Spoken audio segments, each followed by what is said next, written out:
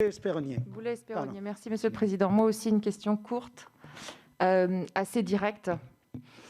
On est tous d'accord pour dire que la pandémie a été d'une ampleur inédite, mais Monsieur le Ministre, vous avez parlé de réponses rapides, fermes, adaptées.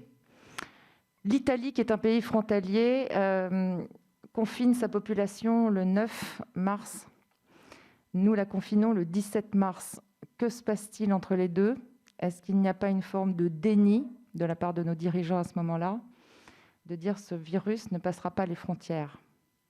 Et ça me permet de répondre, par exemple, à la question de savoir est-ce qu'il y a eu un déni de réalité en pensant que le virus ne franchirait pas les frontières. À aucun moment. Mais la stratégie qui était celle, à ce moment-là, vous savez, de la phase 1, de la phase 2, de la phase 3, était déterminée par les experts, consistait à dire, là où dans une commune, on a un cluster qui se crée, on traite la question de la commune et on ne met pas en place le confinement. On a beaucoup reproché à Sibeth Ndiaye, par exemple, d'avoir dit qu'il ne s'agit pas de fermer les écoles, etc. Mais c'est un moment où la doctrine qui avait été arrêtée par le Conseil scientifique comme la doctrine opérationnelle prévoyait qu'on ne devait pas mettre en place un confinement national.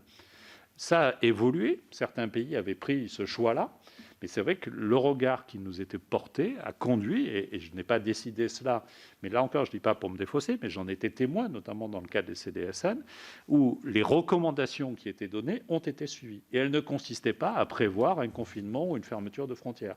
Merci de votre réponse, Monsieur le Ministre. Non, mais moi, ce n'était pas de dire, à partir du moment où nos voisins confinent, ce qui est une décision politique très forte, la France aurait dû confiner en même temps, mais dans le temps, dans ce laps de temps entre le confinement de nos voisins italiens et le nôtre, nous vivions quasi normalement. Il y avait des réunions publiques, nous allions voter. Il aurait pu y avoir une période de transition où on ouvrait tous les parapluies, on prenait les précautions les plus élémentaires en attendant de voir si on allait confiner. C'est ça, c'était ça le sens.